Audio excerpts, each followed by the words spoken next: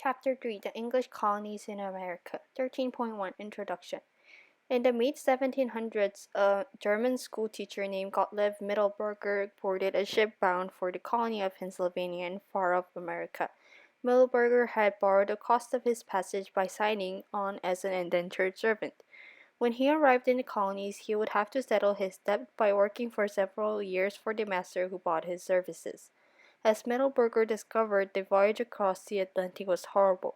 Most passengers suffered greatly from illness and hunger. The people were packed densely, Mittelberger wrote, like herrings, so to say, in the large sea vessels. One person receives a place of scarcely 2 feet width and 6 feet length. There is on board these ships terrible misery, stench, fumes, horror, vomiting, many kinds of seasickness, fever, dysentery, headache, heat, constipation, boils, scurvy, cancer, mouth rot, and the like, all of which come from old and sharply salted food and meat, also from very bad and foul water. When the nightmarish voyage ended, Mittelberger had to stay on board the ship until his service was bought. Depending on their age and strength, most indentured servants were obliged to work for their masters for 3 to 6 years. But as Mittelberger noted, young people from 10 to 15 years must serve till they are 21 years old. Why were people willing to go through such hardships to come to the colonies? Many colonists came to America for the chance to own land and start a new life. Others were seeking freedom to practice their religion. There were some who did not have a choice. A number of convicts were forced to go to America to work off their debts as indentured servants, as millions of Africans were kidnapped from their homelands and brought to the colonies as slaves. In this chapter, you will read about the people who settled the English colonies and why they came. You will also read in detail about 8 of the 13 colonies. As you do, try to find out what made each one unique. 3.2 The New England, Middle, and Southern Colonial Regions. English settlers established colonies in North America for many reasons. Some colonies were set up by groups of businessmen who hoped to profit from resources found in the New World. Several colonies were settled by people looking for a place to practice their religion freely. One colony was established as a refuge for debtors. The debtors would otherwise have been tossed into prison. The English government supported all these efforts in part because it was competing for land in the New World with such nations as France and Spain. By 1733, there were 13 British colonies strung along the Atlantic coastline. They can be grouped into 3 distinct regions: the New England, Middle, and Southern colonies. These regions have different climates and resources that encouraged settlers to develop different ways of life. The New England colonies. The New England region included the colonies of Massachusetts, Rhode Island, Connecticut, and New Hampshire. As you will read in the next section, the first settlers of these colonies came to America seeking religious freedom. In New England, farming was difficult because of the long, cold winters and the region's rocky, hilly wilderness. But the forest and the sea provided useful resources and ways to make a living. New Englanders built their economy on small farms, lumbering, fishing, shipbuilding, and trade. The Middle Colonies. The 4 Middle Colonies were New York, Pennsylvania, New Jersey, and Delaware. The landscape of this region ranged from the rich soil of coastal New Jersey and Delaware to the valleys and wooded mountains of New York and Pennsylvania. Farmers in the Middle Colonies raised a wide variety of crops and livestock. Lumbering, shipbuilding, and other occupations added to the variety of opportunities in these colonies. The people who settled the Middle Colonies represented many cultures and religions. One important group, the Quakers, started the colony of Pennsylvania. Like the early settlers of New England, the Quakers were looking for freedom to practice their religion. Others seeking religious freedom soon followed. Settlements of French, Dutch, German, Swedes, Danish, Finns, Scots, Irish, and English spread throughout the Middle Colonies. The Southern Colonies. The 5 Southern colonies were Maryland, Virginia, North Carolina, South Carolina, and Georgia. This region featured broad rivers and vast wetlands that gradually merged with the sea. Here, the soil and the hot, wet climate were ideal for growing tobacco, rice, and other cash crops. Wealthy colonists took advantage of these conditions by establishing large farms called plantations. Plantation owners relied on indentured servants and enslaved Africans to sow and harvest their fields. After being harvested, the crops could be brought, brought by river to the coast and loaded on ships for transport to other colonies and to Europe. Government in the colonies. All the colonies were settled with the permission of the King of England. For each colony, the king issued a charter, a formal document that outlined the country's geographic boundaries and specified how it will be governed. Because the colonies were so far away from England, however, they needed to be able to make their own laws and keep peace and order. The colonies developed different forms of government depending on the purpose of the settlement. Most of the colonies were governing. Colonists elected members of their community to a general assembly which made their laws. Many colonies also had a governor appointed by the king. As the king's representative, the governor could overrule an elected assembly. Some colonies also had councils, group of men who represented the English businessmen involved in starting the colony. In Massachusetts, religious-minded colonists established a theocracy, a government whose leaders ruled in the name of God. In time, however, a system of town meetings evolved in which colonies voted for representatives to govern them. In many ways, the colonists were more democratic than England. Still, not all colonists had a voice in the government. Usually, only free white land-owning men were allowed to vote. In some colonies, voters also had to belong to the preferred church. Other colonies, including women, servants, slaves, and skilled tradesmen who were not landowners, had no voting rights. 3.3 Massachusetts, New England Colony. In the early 1600s, religion was very important in England. The king ruled the official Church of England, also called the Anglican Church. However, not everyone agreed with the church's ideas and practices. One group, called Puritans by their opponents, wanted to purify the church by making services simpler and doing away with ranks of authority. Some of the Puritans, called Separatists, wanted to separate from the English church and form their own congregations. When Separatists were put in jail for not going to Anglican services, some of them moved to Holland, where they could practice their religion freely. 3.4 Rhode Island, New England Colony. The Puritans of Massachusetts gained religious freedom, but it was a liberty they kept to themselves. They set up a government that required everyone in the colony to worship in the same way. When a young minister named Roger Williams began preaching different ideas, the Puritans put him on trial. Williams believed that all people should be able to worship in any way they choose. Forced worship, he declared, stinks in God's nostrils. The Puritans ordered William sent back to England. Instead, on a cold winter day in 1636, he left his wife and children and fled south.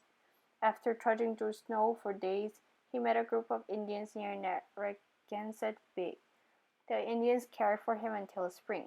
When his family and a few followers joined him, Williams bought land from the Indians for a settlement. He called it Providence, a word meaning the guidance and care of God. 3.4 Rhode Island, New England Colony. The Puritans of Massachusetts gained religious freedom, but it was a liberty they kept to themselves. They set up a government that required everyone in the colony to worship in the same way. When a young minister named Roger Williams began preaching different ideas, the Puritans put him on trial. Williams believed that all people should be able to worship in any way they choose. Forced worship, he declared, stinks in God's nostrils. The Puritans ordered William sent back to England. Instead, on a cold winter day in 1636, he left his wife and children and fled south. After trudging through snow for days, he met a group of Indians near Narragansett Bay. The Indians cared for him until spring. When his family and a few followers joined him, Williams bought land from the Indians for a settlement. He called it Providence, a word meaning the guidance and care of God. Roger Williams welcomed people with different religious beliefs. 2 years after he and his followers settled Providence, a colonist named Anne Hutchinson was also forced to leave Massachusetts for preaching against the Puritans. She and her family followed Williams and established a settlement called Portsmouth. In 1647, these and other settlements became the colony of Rhode Island. The ideal freedom in Rhode Island did not extend to enslaved Africans. Sea merchants soon discovered the riches that could be made in the slave trade. As a result, Rhode Island became one of the largest slave trading centers in the world. Slave trading helped make the fortunes of some of the wealthiest families in New England. At the same time, the isolated coves along the Rhode Island coast provided perfect hiding place for pirates and their stolen goods. Puritans and other colonies were disgusted by these activities. Reverend Cotton Mather of Boston called Rhode Island the sewer of New England. To these Puritans, Rhode Island represented people and ideas that they rejected from their own communities. Using a word that implied criminals, they invented their own name for the colony, Rogues Island. 3.5 Connecticut New England Colony. Even in Massachusetts, not all Puritans shared exactly the same ideas. Thomas Hooker was a Puritan clergyman who lived in Newtown, a fast-growing community next to Boston. Hooker didn't always agree with the laws and leadership in Massachusetts. When he heard about a fertile valley along a river to the west, he convinced his family and about 100 other people to move there with him. It took Hooker and his followers 2 weeks to travel to the Connecticut Valley with all their animals and belongings.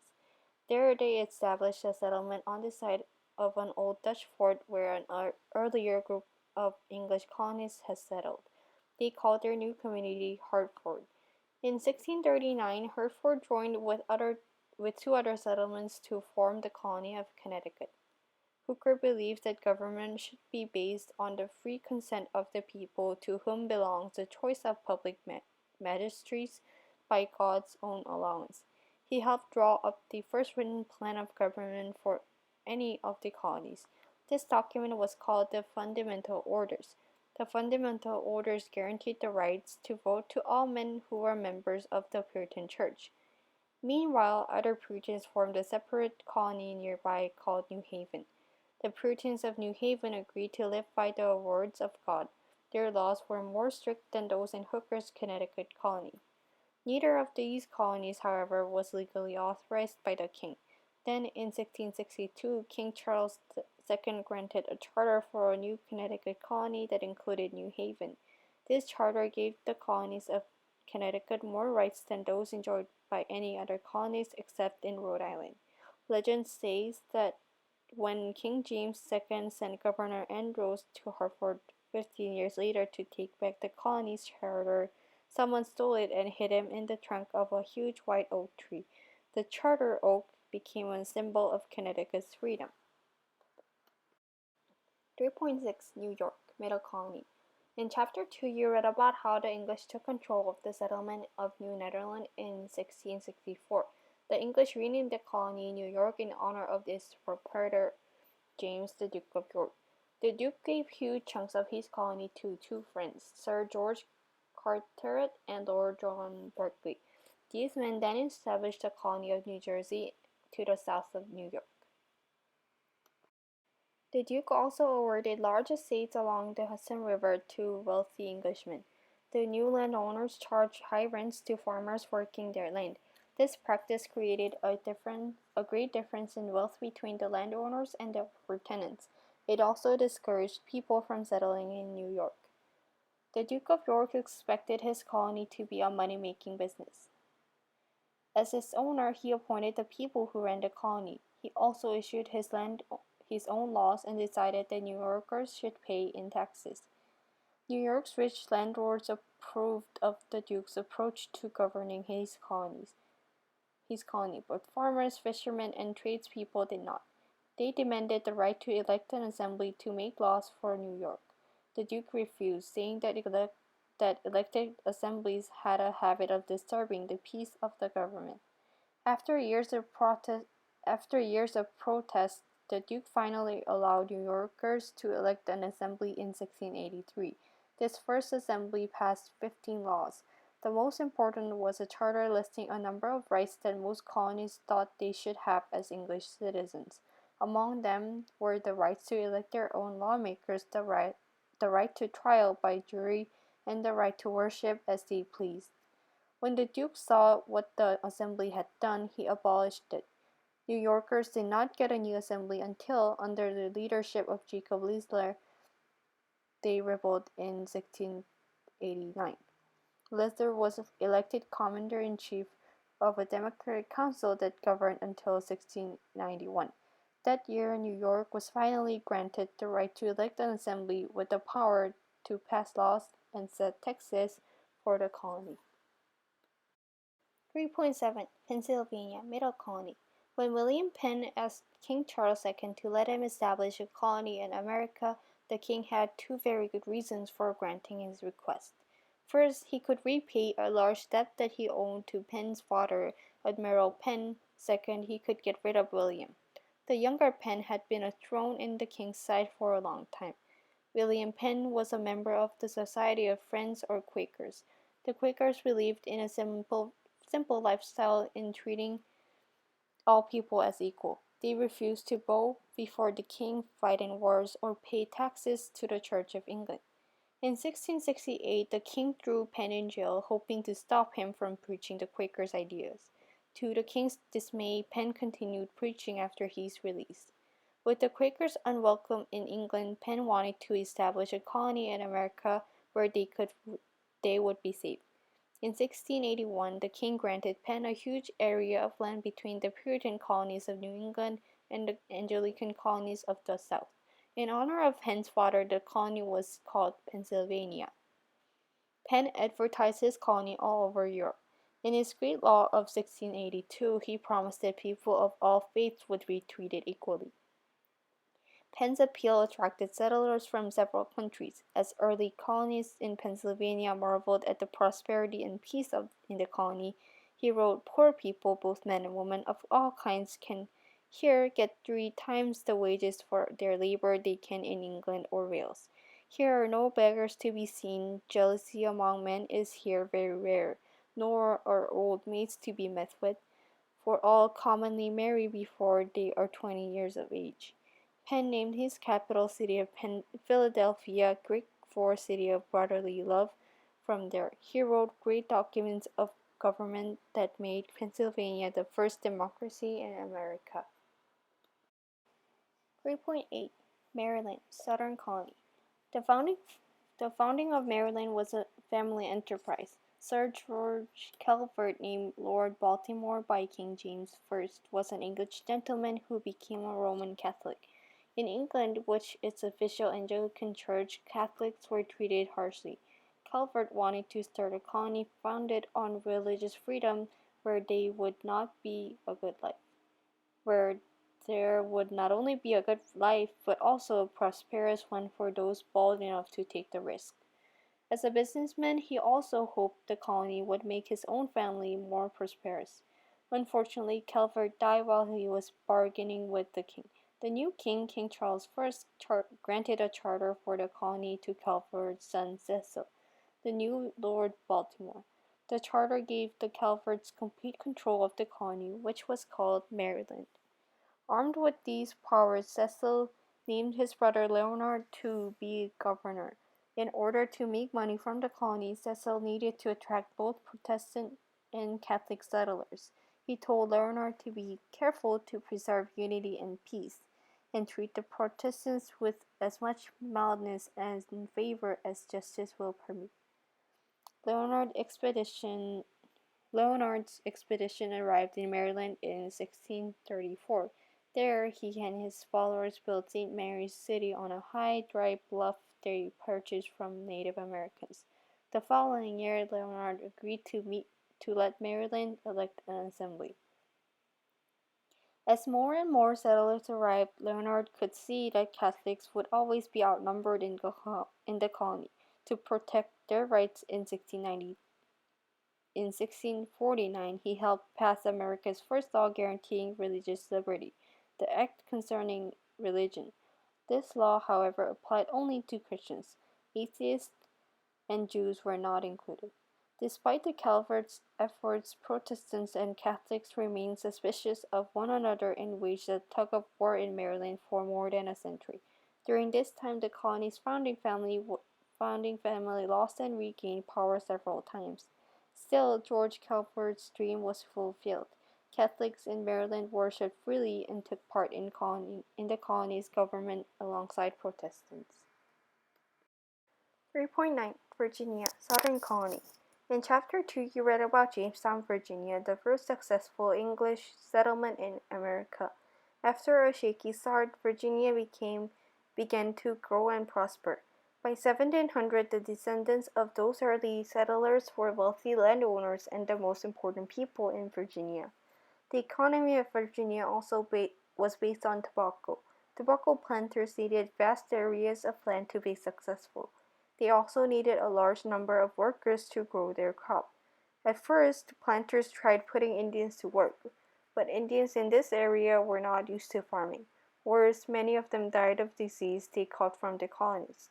The others faded into the forest and disappeared. Next, tobacco planters tried bringing poor people from England to work their land. In exchange for free passage to Virginia, the workers agreed to become indentured servants for a period of 5 to 7 years. After completing their service, they were given their freedom along with a small plot of land, some clothing, tools, and seeds. The first Africans brought to Virginia were also treated as indentured servants.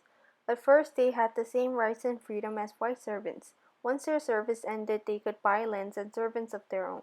Gradually, however, planters turned to slaves to solve their labor problem. Slaves brought from Africa cost twice as much as servants, but they did not leave after a few years. For the planters, enslaving Africans had other advantages as well. Most Africans were hard workers who were used to farming. And because of their dark skin, it was hard for them to escape from their owners and blend into the rest of the population. In 1661, the Virginia House of Burgesses passed a law making African workers slaves for life. By 1700, Virginia had more than 16,000 enslaved Africans, more than one-fourth of the colony's population. For Virginia, slavery had become a way of life. 3.10 Georgia, Southern Colony. Georgia, the 13th and last colony, was founded by a group of Englishmen whose business plan was based on a grand and noble idea. They wanted to help poor people in England stay out of debtors' prison. In England at this time, people who couldn't pay their bills went to jail. James Oglethorpe inspired wealthy Englishmen to give money to help establish a colony where the poor people could build better lives instead of going to jail. King George II and his government liked this plan because the Georgia colony would help keep the Spanish from moving north out of Florida. Georgia would stand between Spanish Florida and the rest of the British colonies to the north. The Englishmen's plan depended upon getting the cooperation of settlers, but there weren't many poor debtors who wanted to start new lives in the wilderness of North America. Some thought prison would be a safer place. Instead of an army of poor people, the colonists who went with Oglethorpe to Georgia in 1732 were adventurers much like the settlers in other colonies. In addition, many Protestants, Catholics, and Jews came to Georgia in search of religious freedom. As many had feared, life was not easy in Georgia. The Spaniards in Florida wanted to control Georgia, and they continually attacked the new settlements. The Georgians fought them off without any help from the other British colonies. To make matters worse, Oglethorpe had specific ideas about how the colonists should live. He established laws against drinking alcohol and owning slaves. He thought the settlers should live on small farms and learn to farm their land themselves. The settlers weren't about to go along. They wanted to farm large plantations and own slaves like the wealthy planters in neighboring colonies. They disliked some of Oglethorpe's other rules as well. Trying to mold Georgia into his idea of a perfect society, Oglethorpe lost all his money. For its settlers, however, Georgia became as successful as the other southern colonies. 3.11 Chapter Summary. In this chapter, you read about the settlement of the 13 English colonies in the future United States. You used the spoke diagram to record important features of 8 of these colonies. Settlers had many reasons to come to America in the 1600s and 1700s. Two important reasons were freedom of religion and the chance to start a new life. However, even though colonists treasured freedom for themselves, enslaved Africans were taken to America by force. The New England, Middle, and Southern colonies all had distinctive geographies and natural resources. As a result, different ways of life developed in each of these regions. Colonies also varied in their form of government. All, however, were democratic to some degree. In the New England colonies, religion and geography were key influences. Although Puritans sometimes disagreed with one another, they hoped to establish model communities based on their religious faith. New England's forests and coastlines made lumbering, shipbuilding, and trade very important to the region's economy. The Middle colonies were geographically, culturally, and religiously diverse. Catholics, Quakers, Anglicans, and members of other Protestant faiths all found homes in this region. In the southern colonies, climate and geography encouraged the planting of cash crops and the development of large plantations.